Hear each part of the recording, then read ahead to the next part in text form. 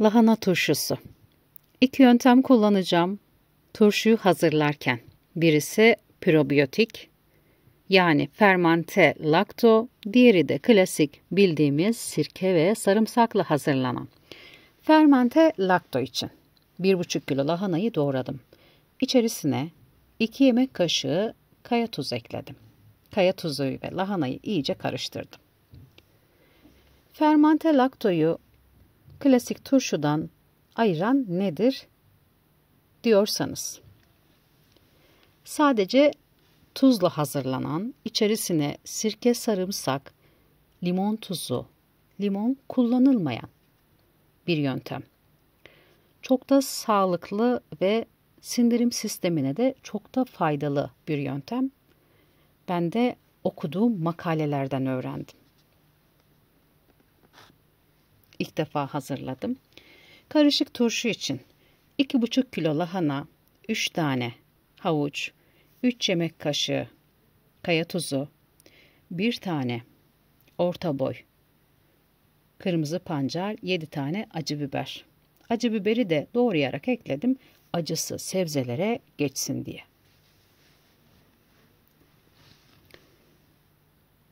Klasik turşu için 2,5 kilo lahanayı, havucu, 3 yemek kaşığı tuzu da karıştırdım. Ara ara karıştırmaya devam ettim. Lahanaları çok fazla ezmeden. Ben akşamdan sabaha kadar beklettim yumuşaması için. Doğramış olduğum pancar ve biberi de hazırlayacağım. Sirke ve sarımsaklı lahana içerisine ekleyip harmanladım. Süre geçtikçe sebzeler suyunu saldı. Ekstra su eklemedim. Kavanozlara doldururken de eklemeyeceğim.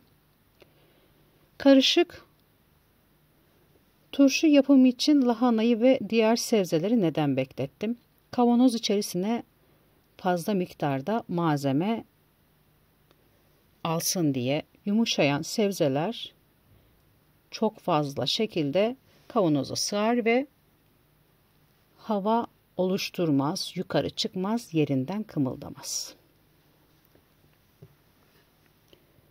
Her iki tepsi içerisindeki malzeme de suyunu saldı. Sıra geldi kavanozlara doldurmaya. Fermente lakto turşu kavanozlara doluyor. 2 kavanoz turşu çıktı. Yarım kiloluk kavanozlarda 1,5 kilo lahanada. İyice bastırarak kendi suyunda bekleteceğim. Su eklemeyeceğim. Lahanalar yukarı doğru çıkmasın diye parmak uçlarımla lahanayı iyice bastırıp kavanoza aldım.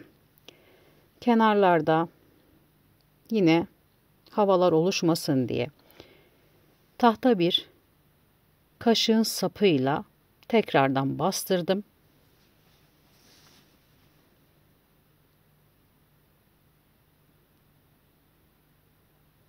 Kendi suyunda bekleyeceği için geri kalan suyu da üzerine döktüm. Lahanalar üste çıkmadı, iyice bastırdığım için kapaklarını kapattım, beklemeye bıraktım. Kavanozlar beklerken ben karışık turşuyu hazırlıyorum. 1,5 baş sarımsağı temizledim. Malzemelerin içerisine sarımsağı doğradım. Sarımsak her tarafa eşit dağılsın diye diğer malzemelerle de harmanladım. Sıra geldi kavanozlara doldurmaya. Avuç avuç malzemelerden alıp kavanozlara dolduracağım. 2 tane birer kiloluk, 2 tane de küçük kavanoz çıktı. yarım kiloluk. Karışık turşuyu da bastırarak aralarında boşluk bırakmadan dolduracağım. Ne kadar bastırırsanız sebzeler de o şekilde suyunu salar ve beklettiğiniz için kavanoza su eklemek zorunda kalmazsınız.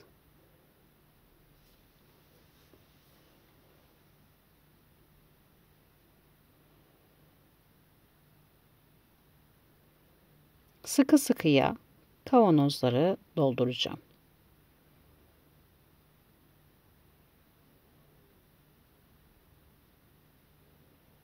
Aynı şekilde diğer kavanozları da avuç avuç malzemelerden alarak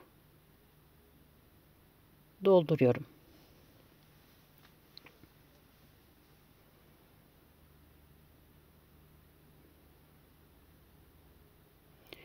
Bir kiloluk kavanozlara yarım çay bardağının yarısı kadar,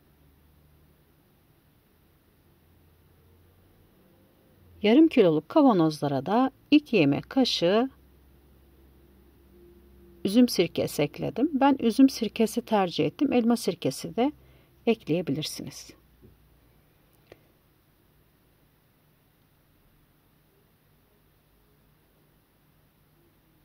Geri kalan sebzelerin suyunu da üzerlerine döktüm.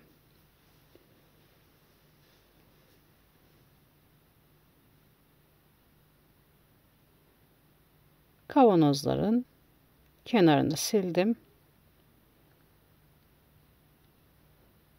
Kavanozlara malzemeleri almadan önce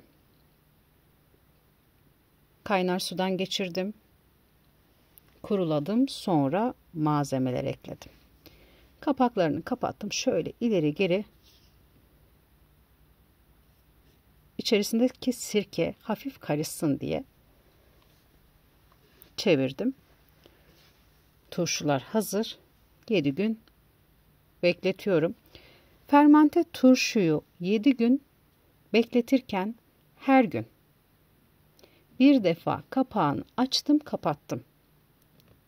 İçerisindeki hava kabarcıkları oluşup içerisindeki suyu dışarı doğru taşmasın ve daha lezzetli bir turşu yemek için.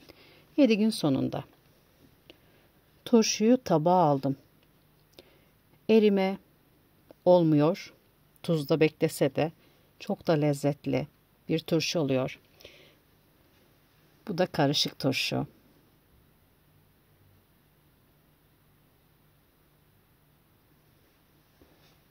Akşama da kuru fasulye hazırladım. Yanında bu turşularla tüketeceğiz. Bugün sizlerle turşu yapımını paylaştım. Umarım tarifleri beğendiniz. Şimdiden hazırlamak isteyenlere afiyet olsun. Farklı tariflerde tekrar görüşmek üzere. Hepinize sevgiler sunuyorum.